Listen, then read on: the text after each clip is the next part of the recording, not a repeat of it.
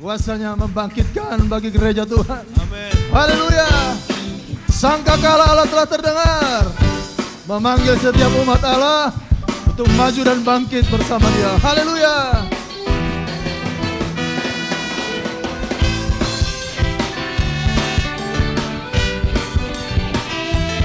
Haleluya.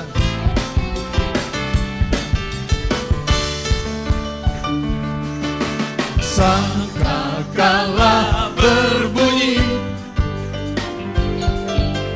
tanda panggilan Yesus dari seluruh bumi,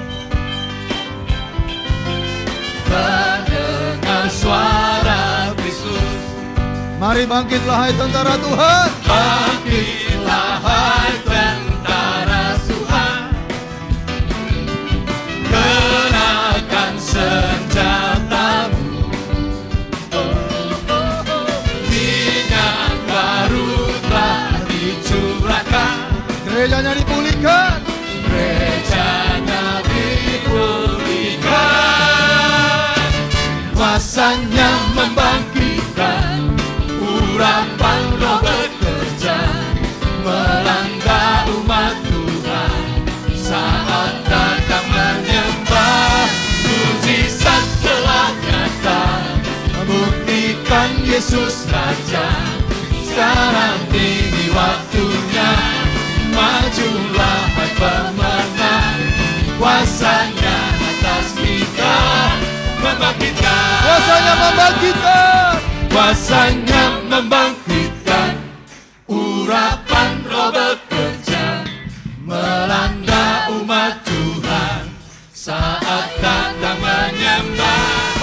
Mujizat telah nyata, buktikan Yesus Raja. Sekarang ini waktunya, majulah pemenang, kuasanya atas kita membangkitkan. Kuasanya atas kita membangkitkan.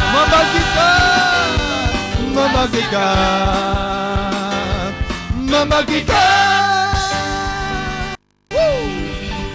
Silakan duduk Bapak Ibu Saudara. Kita akan akhiri daripada serial khotbah Yesus, nama yang dapat dipercaya, dari perjanjian lama yang diberikan pada Kristus Yesus Tuhan kita. 319 nama yang dimiliki oleh Yesus Kristus Tuhan kita. Minggu depan satu ayat lagi akan kita baca dari kitab Maleakhi pasal keempat, mengakhiri 105 nama Yesus Kristus yang tertera dalam perjanjian lama. Dan minggu pertama bulan Maret akan kita mulai pada perjanjian baru yang berisikan 200 lebih nama Yesus Kristus yang tertera di sana. Haleluya. Hari ini kita masih ada pada ayat yang sama, Maleakhi 3 ayat 3 yang kita baca pada minggu lalu, dan pada ayat yang sama ini tertera nama Yesus Kristus yang ke-104. Baik Bapak Ibu Saudara, kalau sudah menjumpai Maleakhi 3 ayatnya yang ketiga, satu ayat saja, dengan hormat kembali saya jemput kita bangkit berdiri, dan marilah dengan suara yang mantap kita bacakan secara bersama-sama ayat 3 dari kitab Maleakhi pasalnya yang ketiga. Maleakhi 3 ayatnya yang ketiga, dan demikianlah bunyi firman Allah, 1, 2, 3. Ia akan duduk seperti orang yang memurnikan dan mentahirkan perak. Ia melahirkan orang Lewi, menyucikan mereka seperti emas dan seperti perak, supaya mereka menjadi orang-orang yang mempersembahkan korban yang benar kepada Tuhan. Amin. Silakan duduk jemaat kekasih, Tuhan memberkati kita sekalian. Saya baca ulang kalimat pendahuluan dari ayat 3 Maleakhi 3 ini, dan akan saya berhenti pada kalimat yang di dalamnya berisikan nama Yesus Kristus Tuhan kita, nama yang ke-104. Ayat 3 sekali lagi, kitab Nabi Maleakhi, ia akan duduk seperti orang yang memurnikan dan mentahirkan perak. Garis bawahi mentahirkan perak. Kemarin minggu lalu kita telah membahas memurnikan, hari ini kita akan kaji kata mentahirkan. Lebih condong kalau kata mentahirkan itu dikaitkan kepada manusia. Tidak ada sesuatu yang benda mati yang dikatakan dengan kata tahir. Mentahirkan perak, mentahirkan emas, mentahirkan seekor domba. Tahir itu lebih condong kepada tahirlah sesuai dengan imanmu. Berarti kata tahir, kata memurnikan sama bentuknya. Tetapi di sini lebih condong kepada manusia. Karena itu kata Lewi dikaitkan dengan kata mentahirkan. Karena itu ayat 3 sekali lagi. Ia akan duduk seperti orang yang memurnikan dan mentahirkan perak. Ia mentahirkan orang Lewi. Garis bawahi, ia mentahirkan orang Lewi. Orang Lewi adalah satu kelompok, satu keturunan dari Harun yang pekerjaannya khusus tentang pelayanan bait Allah. Orang sembarangan tidak boleh melayani bait Allah. Walaupun pangkatnya tinggi, raja ke dia, seorang ratu ke dia, seorang pembesar ke dia, yang bisa pegang pedang dan menentukan sesuatu, menetapkan hukum dan bisa menggariskan garis hidup seseorang. Tapi dia tidak diperbolehkan untuk masuk dan memimpin dalam bait Allah. Allah tetapkan sekelompok orang yang bernama Imam Lewi, keturunan dari Harun. Maka mereka lah yang dilayakkan Tuhan. Ada raja Israel yang saking congkaknya, mereka menjabat jabatan raja tapi bukan keturunan orang Lewi, dan mereka ingin mengambil alih pekerjaan Imam Lewi. Maka saudara sekalian, apa yang terjadi? Kadangkala murka Allah turun di atas mereka. Ada yang sakit kusta, ada yang mati mendadak di dalam bait Allah, karena memang ketetapannya begitu oleh Tuhan yang empunya pekerjaan. Nah, hari ini kita dengar kalimat mentahirkan orang Lewi dengan sasaran supaya mereka dapat mempersembahkan korban yang benar kepada Allah yang hidup itu. Nah, hari ini saya lalu tangkap satu kebenaran yang belum saya kajikan nanti dalam 2 kupasan menarik. Hal yang pertama ialah bahwa saya melihat tidak ada satu kerinduan Tuhan yang lebih besar daripada kerinduan mentahirkan umatnya.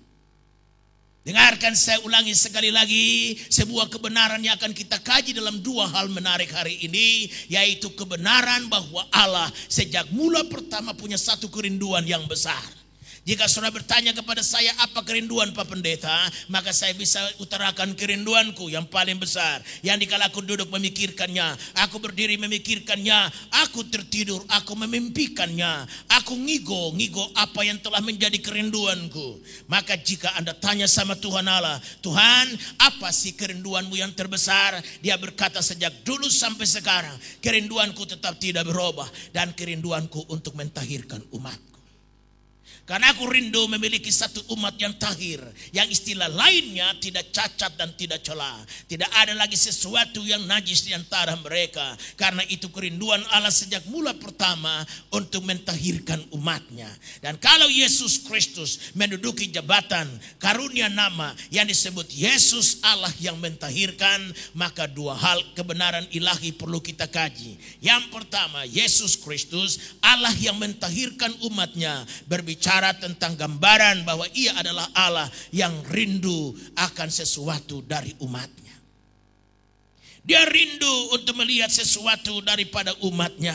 Dan gambaran kerinduannya itu bagi umatnya supaya umatnya bermutu. Umatnya ada pada sesuatu yang sesungguhnya merupakan targetnya.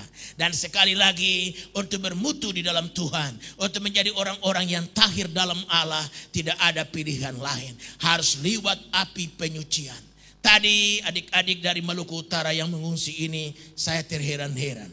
Hati saya hampir mencucurkan air mata kalau saya tidak malu dilihat saudara.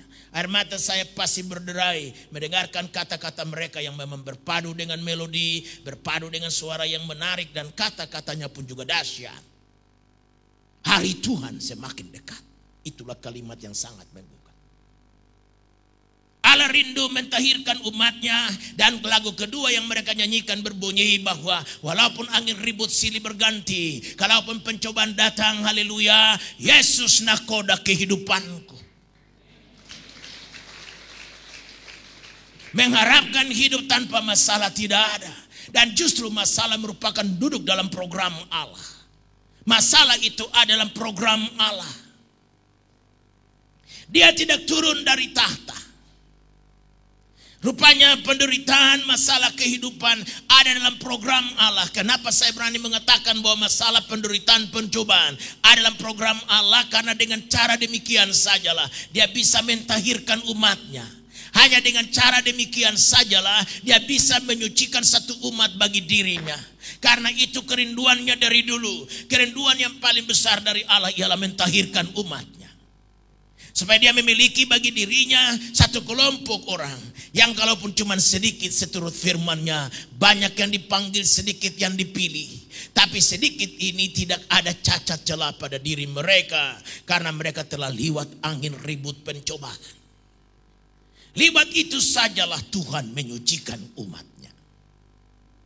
Jadi kita ingin berdiam bersama Tuhan, ingin menyatu dengan Allah tanpa liwat api penyucian, lewat api pencobaan, lewat angin ribut dan gelombang kehidupan, tidak mungkin. Karena itulah cara Allah untuk menyucikan umat dan mentahirkan mereka. Saya yakin dalam batinku, seyakin-yakinnya bahwa Allah dalam Yesus Kristus rindu, dan kerinduannya itu adalah untuk melihat gambarannya di dalam diri umatnya. Firman Tuhan berkata Allah menciptakan kita segambar dan seteladan dengan Allah. Namun gambaran ini menjadi buram oleh karena dosa yang diciptakan oleh Adam nenek moyang kita, dan dosa yang kita perbuat sendiri dengan perkataan, pikiran, dan perbuatan kita. Sehingga gambaran itu menjadi samar-samar, tertutup dengan banyak-banyak noda dan dosa. Tertutup dengan banyak-banyak benda yang tak terpakai, seperti emas dan perak yang diselumuti oleh benda-benda yang tidak berguna. Dan ini perlu dilebur supaya yang tak berguna tersisih. Lalu tinggallah perak dan emas murni untuk dapat dipakai menjadi alat dalam tangan yang empunya perak dan emas itu. Haleluya. Dan kerinduan Allah dari dulu, Dia ingin melihat kembali gambar itu dalam diri kita. Dan kesegambaran kita dengan Allah bukan dalam wujud jasmania, tapi kesegambaran kita dengan Allah dalam watak yang bernama kudus tanpa cacat dan celah. Firman Allah dengan tegas berkata, hendaklah kamu kudus karena Allah Tuhanmu kudus adanya. Berarti kekudusan itulah gambaran Allah. Allah itu kudus, dan Dia ingin supaya gambaran itu ada dalam diri kita. Dan dikala bagaimana Dia bisa meraih gambarannya itu dalam diri kita, kecuali kita hanya lewat api peleburan. Minggu lalu kita dengarkan firman Allah bahwa perak yang murni itu harus dilebur. Lewat berapa kali proses peleburan? 7 kali. 7 kali peleburan barulah nampak perak yang murni. 7 kali peleburan. Nah bayangkanlah, tidak dikatakan tentang kata emas akan dilebur sekian banyak kali, tapi hanya kemarin dalam Mazmur 12 salah satu ayatnya berkata bahwa untuk mendapatkan perak murni, maka perak itu harus melewati proses 7 kali peleburan. Kalau perak yang nilainya lebih rendah daripada emas saja harus lewat 7 kali peleburan, apatah lagi emas yang lebih mahal dari itu.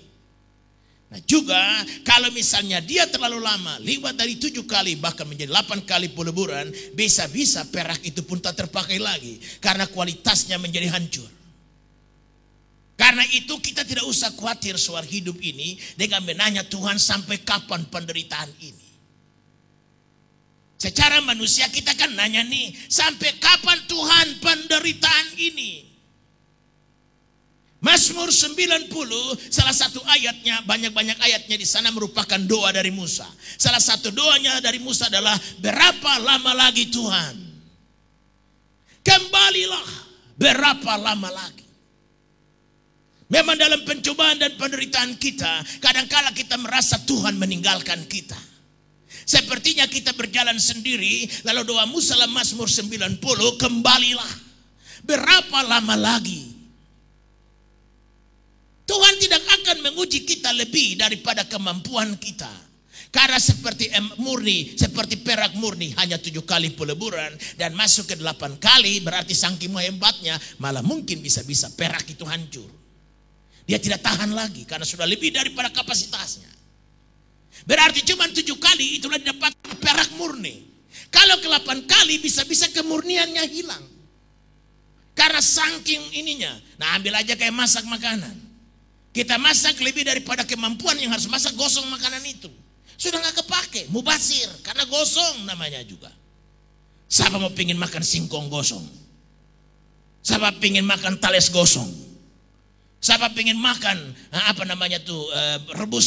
rebusan jagung yang gosong? Saking mau hebatnya, ibu bilang masak lagi, godok terus. Bu ilah sehari suntuk masak jagung. Airnya kering tambah. Bisa-bisa dia jadi bubur jagung. Dia sudah tidak lagi membubur jagung yang kita mesti gigit. Dia udah jadi bubur, tinggal hap, karena udah kelamaan godokannya. Firman Allah berkata, Allah tidak pernah menguji kita lebih daripada kesanggupan kita memikulnya. Hanya pencobaan yang ringan saja. Itu kata 2 Korintus pasalnya yang keempat ayat 17. 2 Korintus pasal 4 ayat 17 berkata, hanya sebab penderitaan ringan yang sekarang ini mengerjakan bagi kami kemuliaan kekal yang melebihi segala-galanya, jauh lebih besar daripada penderitaan kami. Rasul Paulus membahasakannya hanya penderitaan ringan. Yang Allah beri itu kita sanggup memikulnya. Dia bukan Allah yang semena-mena, bukan Allah yang bertindak sembrono. Dia Allah yang penuh hikmat. Tanggungan yang aku pikul mungkin berbeda dengan tanggungan yang dipikul masing-masing saudara, seturut dengan kadar kemampuan yang juga berasal dari tangannya. Kemampuan berpikul itu pun bukan datang dari kita, beban dari dia, dan kemampuan untuk memikul beban itu pun juga datang dari tangannya yang sama. Betapa dahsyat Tuhan itu. Karena itu kalau ada beban dan pencobaan di antara kita tidak usah perlu mengeluh dan bertanya, suffering why me? Penderitaan kenapa aku yang mengalaminya? Tapi saudara sedang masuk dalam proses peleburan. Supaya apa? Supaya saudara mendapatkan gambaran Allah dalam dirimu. Tidak ada proses lain yang Allah bisa menemukan gambarannya dalam diri kita kecuali dalam proses penderitaan. Dan saya sendiri nggak ngerti kenapa negara ini ada mengalami penderitaan yang dahsyat dan luar biasa. Hari Rabu yang lalu kita pergi ke Balai Sidang Senayan yang sekarang namanya Jakarta Hilton Convention Center. Ngapain di sana? Kita mengikuti konser doa. Ada kurang lebih hampir 7.000 orang datang memadati Balai Sidang Senayan atau Jakarta Hilton Convention Center ini. Bahkan banyak bangku yang sudah tidak bisa muat lagi dan orang pulang. Karena orang datang untuk berdoa bagi bangsa dan negeri ini dan kesatuan gereja-gereja. Beberapa pendeta dipanggil untuk berdoa dalam 2 tahapan. Ada kurang lebih 7 pendeta dipanggil lebih dulu ke dalam tahap pertama. Sudah gitu ada khotbah, ada lagi nyanyian, baru panggil lagi 8 sampai 9 pendeta tahap terakhir untuk memanjatkan doa seturut dengan ketetapan doa, pokok doa yang diberikan oleh panitia. Saya dipanggil nomor 2 adalah tahapan pertama, pendeta Dr. Max Wakari dari Medan yang adalah ketua aliran Pantekosta seluruh Indonesia, dan pendoa kedua adalah saya dan seterusnya. Haleluya. Dan saya memanjatkan doa yang diiringi dengan tepukan tangan meriah, riuh rendah jemaat yang hadir, karena saya masih ingat kalimat doaku karena aku yang memanjatkannya. Kecuali kalimat doa orang mungkin aku lupa, tapi kalau kalimat sendiri lupa, something wrong with me. Karena aku yang memanjatkan doa itu, pasti aku ingat susunan kalimatnya. Ada subjek, predikat, objek, dan keterangan-keterangan lainnya. Doa itu berbunyi, ya Tuhan Allah di surga, inilah doamu bahwa gerejamu harus menyatu yang engkau ungkapkan lewat firmanmu dalam Yohanes 17. Syukur kalau engkau menunggu sekian lama untuk kesatuan itu bisa terwujud sekarang. Dan Tuhan menyatu dengan kemampuan diri kami sendiri, maka kemuliaan dan kemegahan itu pasti menjadi milik kami. Tetapi kalau kami menyatu karena bantuan-Mu, karena Roh Kudus-Mu yang menolong kami, maka kemegahan dan kemuliaan akan menjadi milik-Mu. Nah, keprak itu orang prak sampai selesai. Amin. Masih keprak juga. Nah, saudaraku sekalian, konser doa itu dahsyat.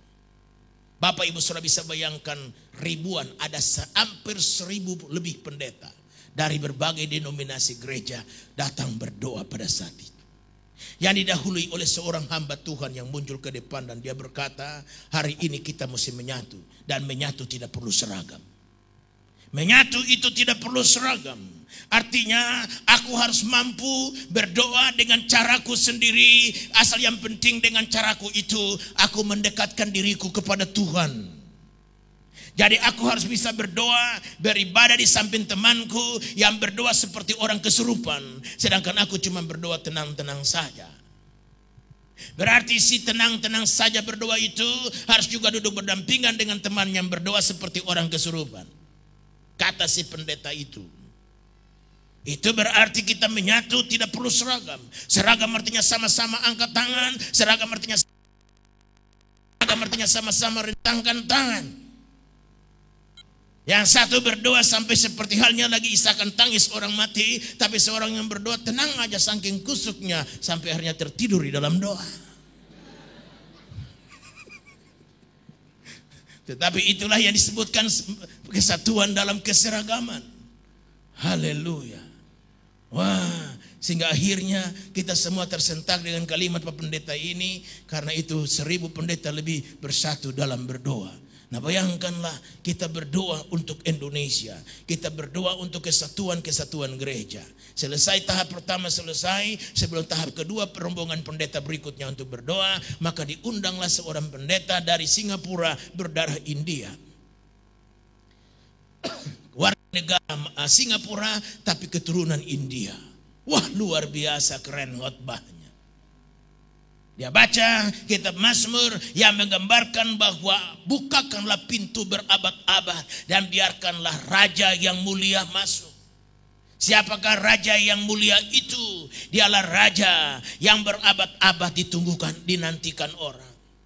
Lalu dia membaca beberapa ayat dalam perjanjian lama bahwa Allah menciptakan dunia ini dan membagikannya dalam 7 tahapan, 7 bagian. Dia baca ayatnya untuk menggambarkan 7 bagian.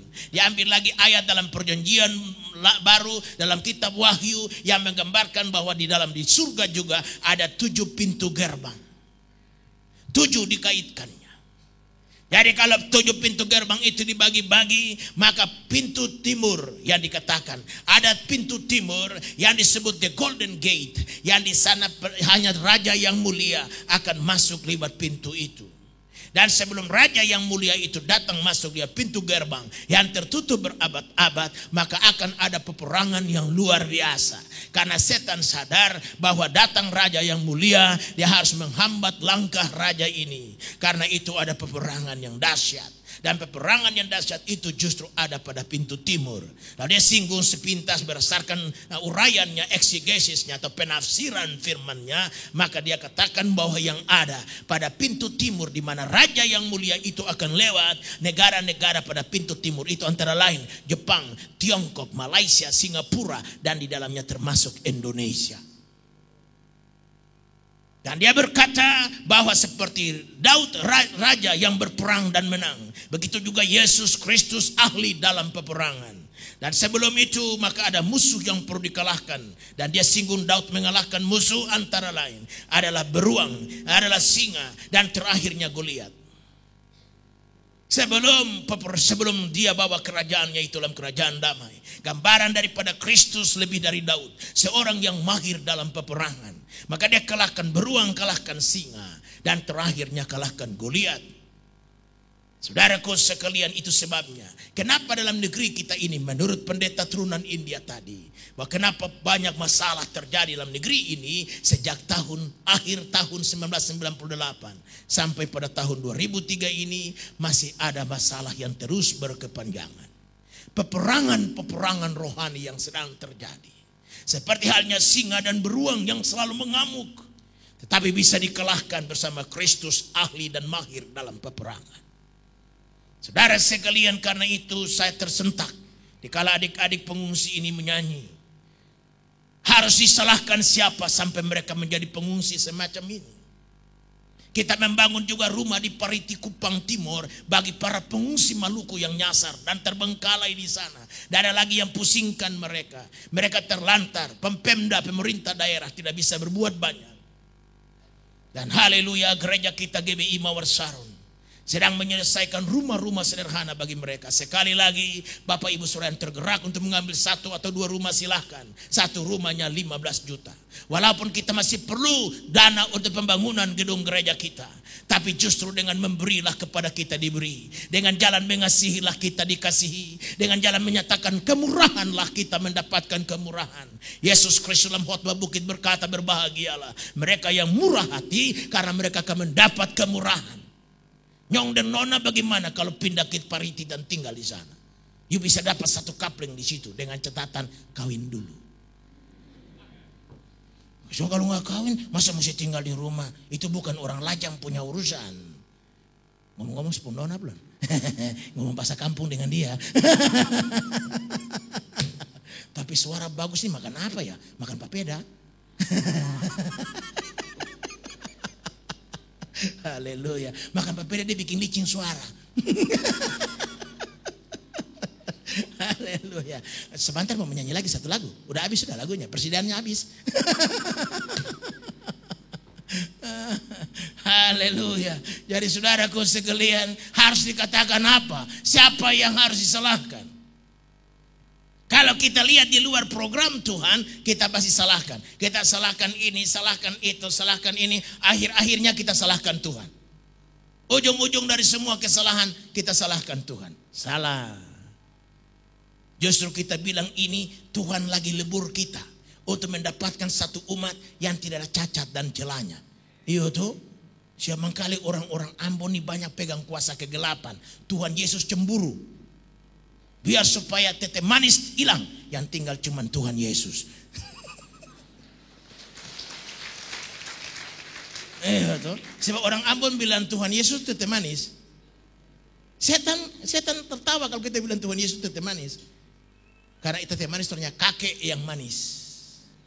Kakek manis itu banyak. Bisa kakek perlindungan Sidabutar. Bisa kakek Markus Pati Rajawane. Bisa juga kan, manis juga dia orangnya. Coba usir setan pakai dalam nama tete manis. Setan bilang tapi coba bilang dalam nama Yesus Kristus orang Nazaret, keluar. Dia angkat kaki. Cuma takut dengan Tuhan Yesus, dia nggak takut dengan tete manis. Bisa-bisa salah. Makanya orang Ambon tuh nggak ada Tuhan Yesus. Yang ada cuma tete manis. Jadi kalau kita makan mana, tete manis sayang nyongi. Bayangkan kakek manis mesti menyayangi aku, sedang aku gak punya kakek lagi. Makanya tadi Nona bilang Tuhan Yesus. Om Yakub kira kamu masuk bahasa Ambon tadi. Tuhan Yesus manise, beta sus terlalu sayangnya. Saya kira begitu. Karena orang Ambon tuh ada pakai manise, pulangnya, makannya, minumnya. Kita jadi buka rahasia. Haleluya. Jadi saudara sekalian, kita tidak usah salahkan siapa-siapa. Haleluya. Ini semua proses Allah. Allah sedang lebur gerejanya. Allah sedang membawa satu umat dan umat yang berkenan kepadanya. Supaya mereka bukan saja Allah menemukan gambaran Allah di dalam diri masing-masing kita. Supaya dia menemukan gambarannya dalam gereja kita. Dia menemukan gambarannya dalam masyarakat dan bangsa kita. Dan dia menemukan gambarannya dalam dunia ini. Haleluya. Apa simbol tiap-tiap negara yang menggambarkan Allah? Apa simbol tiap-tiap keluarga yang menggambarkan Allah? Apa simbol pribadiku yang olehnya menggambarkan Allah yang kusembah? Uang dari Amerika tertulis dalam dolarnya, in God we trust. Dalam Allah kami percaya. Atau dengan bahasa lainnya, kami percaya akan Allah. Tapi terbukti dalam realita, bukan itu yang menjadi kenyataan. Dilarang doa di sekolah-sekolah. Sebentar ini jam 5 sore penginjil Marlin Hickey akan datang dan melayani di kita dalam ibadah hanya 1 kali pukul 5 sore. Bapak Ibu boleh datang lagi dan mendengarkan khotbah ini. Dia akan datang pimpin KKR dan seminar di gereja kita tanggal 7 sampai 10 Mei mendatang. Tapi kebetulan dia bulan ini diundang oleh salah satu yayasan di Jakarta untuk dalam konferensi wanita. Maka dia datang dan berbicara dalam konferensi itu. Dan dia rindu untuk melihat gereja kita dan beribadah dan memberitakan firman. Saya tawarkan bagaimana kalau ibu berkhotbah 4 kali. Dia bilang tidak bisa karena siangnya paginya saya sudah diundang gereja lain. Sore aja jam 5 sore. Jadi Bapak Ibu sudah mau pingin balik lagi untuk dengarkan dia berkhotbah, puji Tuhan. Nah kemarin hari Sabtu kemarin dalam persiapan khotbah saya dan beberapa kawan majelis datang jemput beliau dan bertemu di Borobudur Hotel untuk kontak dan tanya bagaimana. Dan kita singgung juga kepada bagaimana negara-negara sekarang ini yang harus dijangkau Tuhan. Sampai menyentuh kepada Amerika yang tertulis dolarnya in God we trust. Tapi kadangkala di sekolah aja orang larang beribadah. Larang menyembah Tuhan. Allah pingin melihat gambarannya dalam diri kita. Allah pingin melihat gambarannya dalam gereja kita. Allah pingin melihat gambarannya dalam masyarakat kita. Allah pingin melihat gambaran dalam dunia ini. Dan untuk mendapatkan gambaran yang jelas dari Allah dalam diri manusia, satu saja cara yang Allah tempuh, penyucian. Api penyucian. Masalah pencobaan dan angin ribut kehidupan apapun yang kita mengistilahkannya. Tapi lewat cara itulah Allah menemukan gambarannya dalam diri kita. Karena itu sementara mendengar khotbah ini mungkin ada masalah dalam hidupmu. Ada pergumulan dalam nikahmu. Ada pergumulan dalam bisnismu. Ada pergumulan dalam hidup bertunangan yang sebentar akan diwujudkan dalam nikah kudusmu. Engkau mengalami goncangan, jangan bersungut, jangan mengeluh. Jangan bertanya suffering why me. Penderitaan kenapa aku yang mengalaminya. Tapi angkat tanganlah dan berkata, Tuhan aku bersyukur bahwa aku dilayakkan masuk dalam proses. Untuk kau menemukan gambaranmu dalam diriku. Aku bersyukur kalau kau bisa menemukan gambaranmu dalam nikahku ini. Aku bersyukur kalau kau bisa menemukan gambaran dalam bisnisku yang goncang ini. Dan kalau kau mengatakan begitu dan bersyukur kepada Tuhan, dengar. Ada beberapa kuasa. Pertama kuasa dalam doa. Kuasa dalam pujian. Ketiga kuasa dalam ucapan syukur. Rupanya ucapan syukur itu juga punya kuasa. Asal kau tahu memanfaatkannya. Tetapi persungutan tidak punya pengaruh apa-apa di hadapan Allah. Malah membuat dia jengkel. Membuat buram wajahnya. Membuat buram gambaran Allah dalam diri kita. Kalau bisa dibahasakan begini. Apa yang bikin buram gambaran alam diri kita? Persungutan dan dosa. Atau dosa itu pun juga, persungutan itu pun satu dosa yang bikin buram gambaran Allah dalam diri kita. Tapi semakin kita bersyukur, semakin terkikis buraman itu. Dan Allah menampakkan, Allah dapat lihat gambarannya dalam diri kita. Dan saya percaya itulah kepuasan Allah tersendiri. Allah puas jika dia melihat gambarannya dalam diri kita. Allah tidak puas dengan baju yang kita pakai. Itu urusan dunia punya urusan. Yang puas cuma lihat baju kita itu cuma bini kita. Yang puas lihat baju kita itu cuma laki kita. Tuhan Allah tidak peduli dengan baju yang kita pakai. Makanya kita tidak terlalu bagaimana mesti dengan baju untuk beribadah kepada Tuhan. Hanya kita cuma demi sopan santun saja. Kalau Anda menghadapi orang besar bisa pakai jas. Kenapa menghadap Tuhan pakai kaos oblong? Depan I love you, belakang I hate you. Iya kan? Kalau Anda menghadapi orang besar di kantor Anda pakai dasi. Kenapa menghadap Tuhan yang memberikan pangkat bagi orang besar itu, yang olehnya kau jumpa pakai dasi? Masa kau pakai sendal lepit 2 warna lagi? Kaki kanan warna kuning, kaki kiri warna hijau. Karena kau petik dari tong sampah. Bahasa Prancisnya bilang unang songonido. Haleluya. Nah saudaraku sekalian, karena itu demi sopan santun, demi hidup bermasyarakat, alangkah bagusnya juga kita juga pakai dasi kan. Barang perlu laki-laki pakai jas dalam beribadah, sampai sukar dibedakan mana pendeta mana anggota gereja. Sampai begitu masuk, selamat pagi Pak Pendeta. Oh bukan, saya bukan Pak Pendeta. Lalu Bapak ini siapa? Saya biasa-biasa saja. Oh. Lalu Pak Pendeta yang mana? Yang itu, yang giginya nggak rata itu, yang itu. Haleluya. Tidak ada kepuasan Allah yang sedahsyat dia melihat gambarannya dalam diri kita.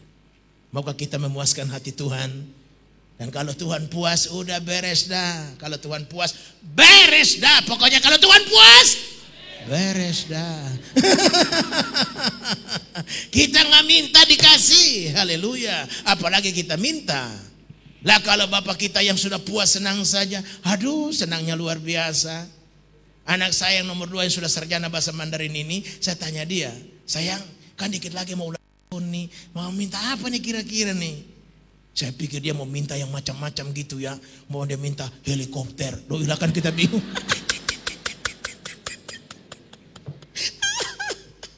Dia bilang, aku mau minta jalan-jalan ke Kutub Utara. Lah bapaknya mana ada ongkos untuk membiayainya. Saya sudah sembahyang amin-amin Tuhan, ini pertanyaanku salah.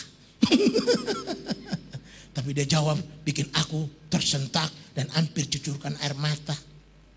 Apa jawabannya? Dia bilang gini dah, saya nggak minta banyak-banyak. Saya udah bersyukur kalau papa bisa sekolahkan saya, itu aja sudah luar biasa. Saya bersyukur dah punya papi kayak papi. Dah ilah. Rasanya aku melayang sampai di langit. Hampir nggak lupa turun. Lalu dia sambung lagi tanpa aku menanyanya lebih jauh. Aku minta cuman ini kalau memang perlu minta sesuatu. Aku minta biar kalau aku menikah papi yang memberkati. Kalau aku menikah, aku nggak mau orang lain yang berkatin, maunya papi. Dan kalau aku melahirkan, papi mesti hadir. Yeah. Nah, permintaan macam begini mas, siapa juga bisa memenuhinya. Bayangkan, saya saking kagetnya, saya pikir ini kalimat macam begini belajar di mana ya? Dia cuma minta yang pertama, kalau aku menikah, aku pingin gak mau orang lain yang berkati, maunya papi yang memberkatinya. Dan kedua, kalau aku melahirkan, papi mesti hadir. Nah lo kalau giliran waktu itu aku lagi ke Tarutung pimpin KKR. Berarti seminggu lagi hamil tua, mesti cancel dong semua acara.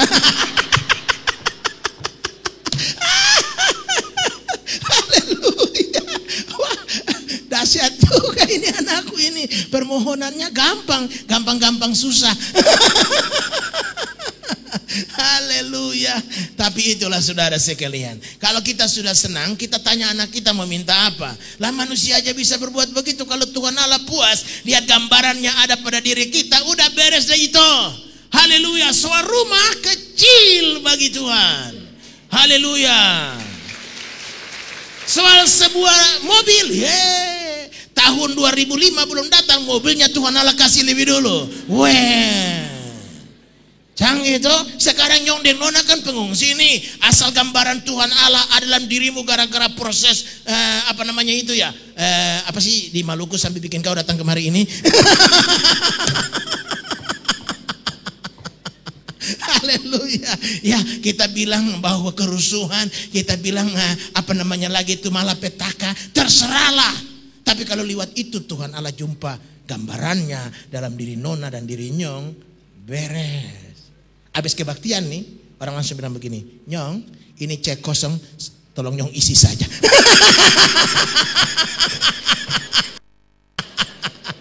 Bapak sudah teken, Nyong isi saja seturut mau. Kau pingsan dulu. Karena kau belum pernah jumpa macam begitu. Itu baru namanya mujizat.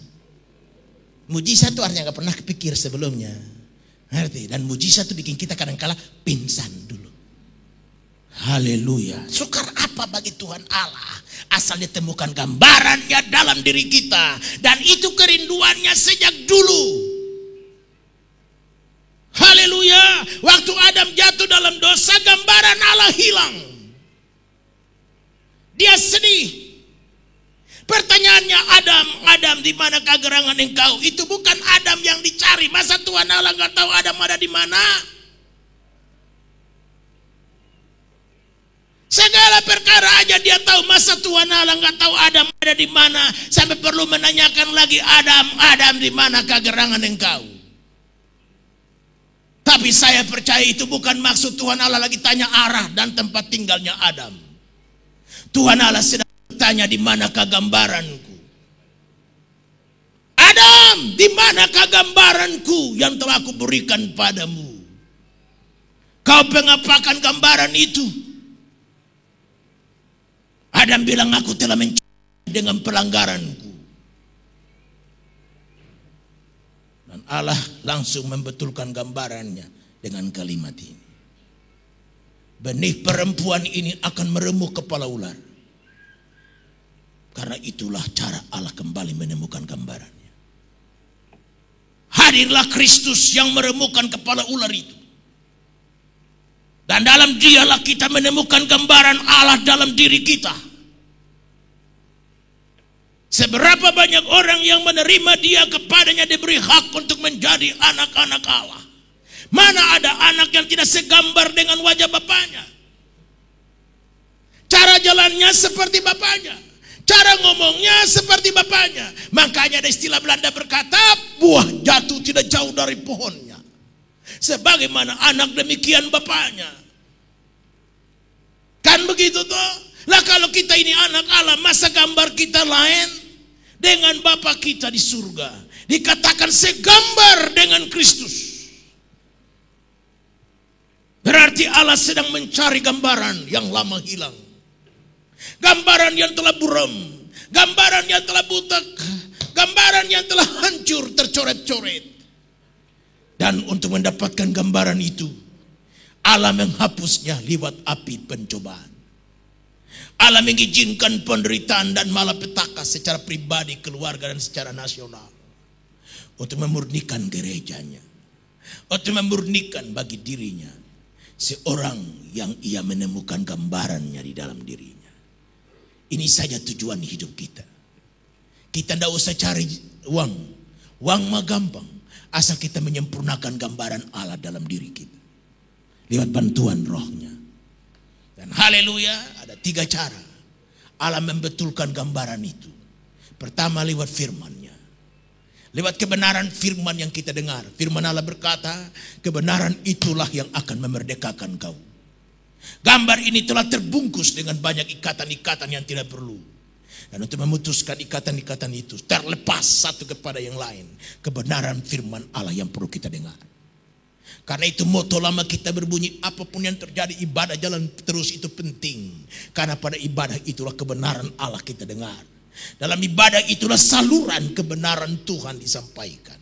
Akan berdosa aku dan bersalahan pada jabatan yang mulia ini jika pada setiap minggu Anda datang, Anda pulang tidak dapat apa-apa. Aku berdosa kepada Tuhan Allah dan berdosa kepadamu. Seperti anak terhilang itu pulang, dia berkata, aku berdosa kepada Allah dan berdosa kepada Bapa. Aku berdosa kepada Allah yang punya pekerjaan, dan aku berdosa kepadamu jemaat kekasih, kalau kau datang dan kau pulang tidak dapat apa-apa. Karena itu aku berdoa dan bergumul, amin-amin. Tuhan tolong hambamu, biar hambamu boleh menjadi alat yang berguna bagi Tuhan tiap minggu. Jemaatku tidak boleh kecewa. Mereka mesti pulang dengan sesuatu yang dunia tidak bisa berikan bagi kami. Dan untuk itu saya dipanggil. Haleluya. Dan lewat kebenaran firman Allah yang kita dengar, gambaran Allah yang buram itu dibetulkan kembali. Yang kedua lewat Roh Kudusnya. Kita tidak bisa berbuat sesuatu tanpa Roh Tuhan menolong kita. Saya doakan yang saya singgung tadi, saya bilang Tuhan, dalam doa di balik sidang, kalau kami menyatu dengan kekuatan kami, kemuliaan itu menjadi milik kami. Tapi kalau kami bisa menyatu karena bantuan Roh-Mu, kemuliaan apa yang harus kami miliki karena tidak ada jasa kami di dalamnya? Kemuliaan akan bagimu. Haleluya, Roh Kudus perlu bantu kita untuk memulihkan gambaran Allah yang buram ini. Karena itu saja kepuasan Tuhan. Kepuasan Allah tidak bisa diisi dengan indahnya kuntum bunga. Kepuasan Allah tidak bisa diisi hanya dengan indahnya alam semesta ini. Dia yang mengerjakannya. Tapi saya percaya kepuasan Allah cuma dikala dia melihat gambarnya dalam diri kita. Baik secara pribadi, secara keluarga, secara gereja, maupun secara bangsa dan dunia ini. Dia sedang rindu untuk mencari seseorang, satu kelompok umat yang di dalam mereka ada gambarannya. Dan dia penuhi itu lewat firman, lewat Roh Kudus, dan lewat api pencobaan. Kalau kita menyadari begini, kita akan jalani hari-hari kita dengan kebahagiaan. Kita melihat penderitaan dari sudut yang lain. Kita nggak lihat dari sudut negatifnya, tapi kita melihat penderitaan dari sudut positif. Itulah cara Allah untuk menemukan gambarannya dalam diri kita. Supaya dengan demikian kita bisa berguna dan dapat mempersembahkan sesuatu bagi Dia. Dalam Maleakhi pasalnya yang ketiga tadi ayat 3 dikatakan, supaya mereka menjadi orang-orang yang mempersembahkan korban yang benar kepada Tuhan. Mempersembahkan korban yang benar hanya itu terjadi dikala kita lewat proses api penyucian. Barulah korban kita benar, nyanyian kita benar, angkat tangan kita benar, turun tangan kita benar, apapun yang kita buat, kita makan, kita minum lalu benar. Karena semua untuk kemuliaan Allah dan anaknya yang tunggal Yesus Kristus. Supaya kita dapat mempersembahkan sesuatu katanya. Tadi saya katakan Allah tidak sembrono. Apapun yang terjadi pasti ada maksud dan tujuannya. Supaya segala sesuatu berjalan untuk mengarah kepada Dia. Supaya kita dapat mempersembahkan sesuatu. Hidup kita, waktu kita, harta kita, dan talenta kita. Bisa kita persembahkan kepada Tuhan. Luar biasa. Apakah talenta-talenta yang luar biasa seperti dinyanyikan oleh berempat adik tadi, itu jarang kita dengar suara-suara yang dipadukan seperti itu. Kenapa Bapak Ibu beri tepuk tangan? Karena Anda surprise, makanya Anda menyatakannya lewat tepuk tangan. Anda jarang mendengar mungkin seperti itu, yang nyanyi natural, nyanyi alamiah, nyanyi apa saja, dan menciptakan satu paduan yang menarik. Anda beri tepuk tangan, karena Anda merasa jadi berkat, sentuhan tersendiri. Itu talenta. Talenta ini mesti dipersembahkan kepada Tuhan. Kita semua punya karunia dan panggilan. Dan kita harus bisa mempersembahkan. Karena itu kita tidak usah bertanya, kok gereja kok apa-apa banyak sekali sih pemberiannya. Ini lagi, ini lagi, ini lagi. Tidak ada kekristenan tanpa pemberian. Kekristenan itu diwarnai pemberian dan pengorbanan. Karena dia berasal dari sebuah pemberian Allah. Apa pemberian Allah itu? Yesus Kristus. Inti seluruh Alkitab Yohanes 3:16 berkata, karena begitu besar kasih Allah akan dunia ini sehingga diberikannya anaknya yang tunggal Yesus Kristus, supaya barang siapa yang percaya kepadanya tidak binasa, melainkan beroleh hidup yang kekal. Itulah pemberian Allah. Dan dari pemberian Allah inilah lahir kekristenan. Kristen artinya pengikut Kristus. Di Antioquia orang-orang pengikut Yesus disebut Kristen. Kata Kristen artinya pengikut Kristus. Berarti tidak ada kekristenan tanpa pengorbanan. Namanya saja dia berasal dari sebuah pengorbanan. Kalau pohon itu pohon pengorbanan namanya, dahannya pasti dahan pengorbanan. Rantingnya ranting pengorbanan, daunnya daun pengorbanan, bunga pengorbanan, buahnya buah pengorbanan, dan dikala dipetik dan dicicipi rasa pengorbanan di dalamnya. Seperti pohon duren. Masa batangnya duren, dahannya rambutan, rantingnya mangga, bunganya tomat, dan buahnya cabai. Itu pohon plastik, bisa dicomot-comot, dipasang-pasang. Tapi pohon betul pasti batangnya duren, dahannya duren, rantingnya duren, daunnya duren, bunganya duren, buahnya duren, dan dicicipi rasanya juga duren. Cuman tergantung duren lokal atau duren Bangkok. Ya iyalah, soalnya kita nih pemakan durian, ya kita ngerti barang-barang begitu. Cuma umur udah kepala 5 macam banyak-banyak, nanti kita bisa susah. Nanti lama-lama muka jadi durian. Haleluya. Aduh, luar biasa dah. Jadi Tuhan punya kerinduan cuman itu saudara, pengen lihat gambarnya dalam diri kita. Amin. Biar kebenaran ini kita hayati, kita gumuli dalam doa. Kita nggak usah minta banyak-banyak. Kadang-kala kita minta yang salah-salah, kita nggak dapat, kita stres. Berapa banyak orang bilang berdoa melulu. Enakannya ngomong, nih lihat lututku sampai udah berubah hitam karena saking banyak berlututnya. Nah suruh mintanya yang enggak. Haleluya. Tapi kalau sudah bilang Tuhan, hamba mau nggak minta apa-apa deh sekarang deh. Hamba udah tahu tujuan dan kepuasanmu cuma lihat gambarmu dalam diri aku. Biar Tuhan gambarmu, biar kau bentuk deh. Ada pencobaan. Kalau nggak ada, kok pencobaannya nggak ada? Ayo dong.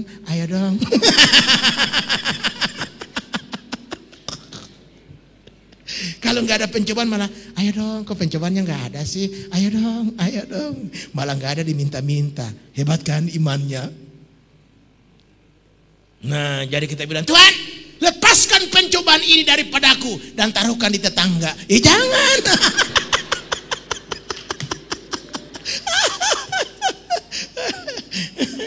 Di manakah keadilanmu Tuhan?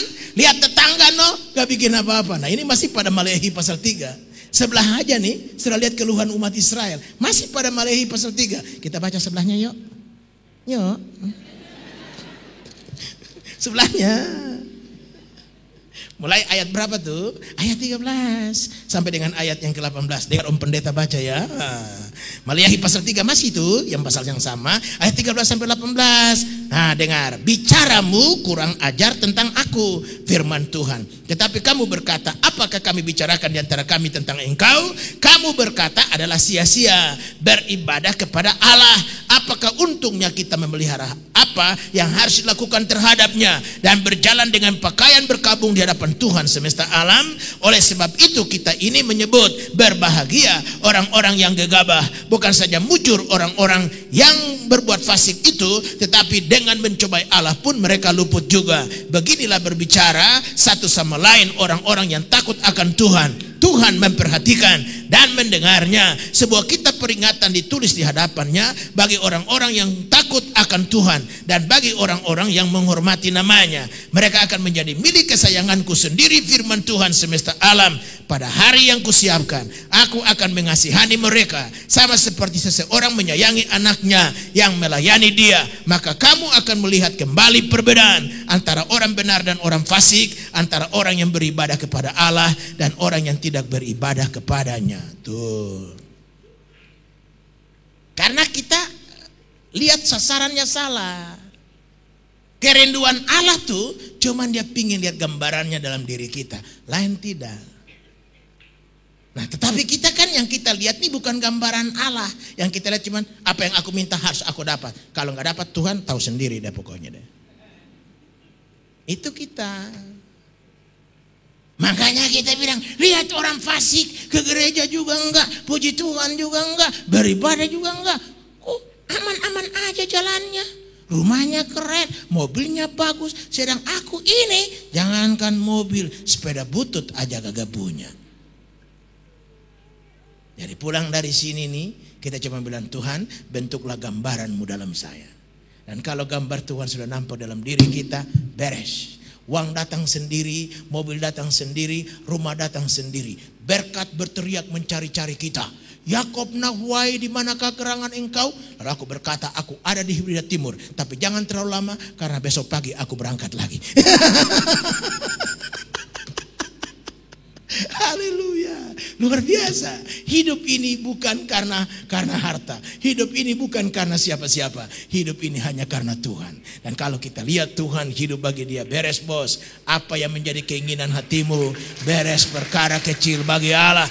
Haleluya, luar biasa. Itu hal yang pertama yang perlu kita hayati. Hal yang kedua yang kita dapatkan dalam nama Yesus Kristus Tuhan kita yang dahsyat ini, Yesus Allah yang mentahirkan, menggambarkan hal kedua. Menggambarkan ia adalah Allah yang mengatur segala sesuatu. Ya, Allah yang mengatur segala sesuatu. Dengar ayat 3 sekali lagi. Ia akan duduk seperti orang yang memurnikan dan mentahirkan perak. Garis bawahi, ia duduk. Ia duduk. Ya, duduk berarti segala sesuatu berada dalam kontrol kuasanya. Ia duduk. Saudara bisa pernah lihat orang duduk?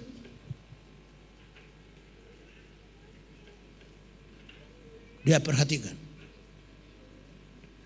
Duduk namanya juga, kecuali jalan. Gelisah kayak yang mau bertelur gak dapat tempat. Ini susah, orang macam begini gak bisa perhatikan apa-apa. Kita udah ngomong sama dia, ngomong panjang lebar. Apa tadi?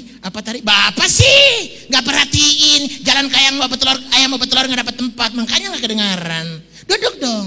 Tuh kali orang udah duduk kita ngomong. Dia perhatiin, namanya juga duduk. Allah tidak turun tata karena segala persoalan yang sedang terjadi. Kata duduk berarti segala sesuatu di bawah kontrolnya. Kata duduk berarti segala sesuatu dalam pemandangannya. Tidak ada satupun yang lewat. Saya percaya apa yang sedang terjadi akhir-akhir ini, negeri ini ada pada pemandangannya. Semua ada dalam kontrol Tuhan. Nona dan Nyong datang dari Halmahera, nggak usah bersungut-sungut. Jangan bilang, ini Tuhan Yesus tahu nggak sih? Kalau Tuhan Yesus ada, kok biarkan kita sengsara ya? Tuhan tahu. Semua Tuhan tahu. Apa saudara nggak tahu ketegangan sekarang antara Presiden George Bush dengan Irak, dengan Saddam Hussein? Apa Tuhan Yesus tidak tahu? Dia tahu. Dia duduk dan perhatikan. Dia perhatikan peristiwa Timur Tengah. Dia perhatikan Korea Utara. Dia perhatikan Indonesia. Dia perhatikan GBI Mawar Sarung. Dia tahu bahwa di Kelapa Gading Permai, hambaku namanya Yakob Nohai, tinggi 1,65 meter, gigi nggak rata, kulitnya sawo matang setengah busuk. Akan membangun gedung yang diberi nama The Building of 10,000 Seats dengan 65 miliar. Thank you God, ya ilah. Mesti yakin begitu supaya jalannya mantap. Lah kalau kita anak Tuhan gak ada kemantapan iman, sama dengan orang pinggir jalan yang gak punya Tuhan Yesus, mah buat apa kita bergereja sampai 3 jam macam begini? Harus ada hasilnya. Dia duduk dan dia menguasai. Kata duduk bukan berarti satu kursi, kata duduk bukan berarti posisi, tetapi satu kata duduk berarti ia mengontrol segala sesuatu. Yesaya pasal 6 ayat 1 mulai, Yesaya melihat Allah duduk di atas singgasananya, penuh dengan kemuliaan. Para serafim mengelilingi tahtanya. Dengan 2 sayap ditutup mukanya, 2 sayap ditutup kaki, 2 sayap mereka berterbangan. Dan mereka menyanyi bagi Allah yang duduk di atas singgasana. Nyanyian mereka, kudus, kudus, kuduslah Tuhan serba sekalian alam dan bumi penuh dengan kemuliaannya. Haleluya. Kalau bumi penuh dengan kemuliaannya berarti dalam masalah ada kemuliaan Allah di sana. Dalam penyakit ada kemuliaan Allah di sana. Dalam masalah dan pergumulan ada kemuliaan Allah di sana. Namanya saja bumi penuh dengan kemuliaannya. Masa masalah saya mengurangi kemuliaan Allah? Masa persoalan saya mengurangi kemuliaan Allah? Tidak mungkin. Kalau bumi penuh dengan kemuliaannya berarti kemuliaan Allah nampak dalam masalahku, kemuliaan Allah nampak dalam PHK-ku, kemuliaan Allah nampak dalam pada masalah-masalah dan pergumulan di hidup lainnya. Dia duduk, namanya juga dia duduk. Berarti segala sesuatu di bawah kontrol dari Tuhan Allah. Mari kita lihat hidup dalam perspektif semacam beginilah. Baru kita akan genapi firman yang berkata, bersukacitalah senantiasa dalam Tuhan, maka dia akan meluluskan apa yang menjadi keinginan hati. Luar biasa. Hindari persungutan, hindari omelan, hindari ngerutu, dan perbanyak nyanyian, perbanyak pujian, perbanyak syukur yang naik ke tahta Tuhan yang Maha Kudus. Dia duduk. Haleluya. Kehidupan orang percaya hanya dapat dimurnikan dan ditahirkan karena Allah duduk dan memperhatikan semuanya. Tidak ada sesuatu dilepas daripada pandangannya. Pulanglah dengan kesadaran iman seperti begini, bahwa aku tidak sendiri, aku berjalan bersama Tuhan. Negro Spiritual Songs berkata, nobody knows the trouble I've seen but Jesus. Tak seorang pun tahu susahku, hanya Yesus. Itu harus terpatri dalam diri kita lewat ayat yang berkata ia duduk dan memurnikan umatnya. Amin. Mari kita bangkit berdiri. Buatlah jalan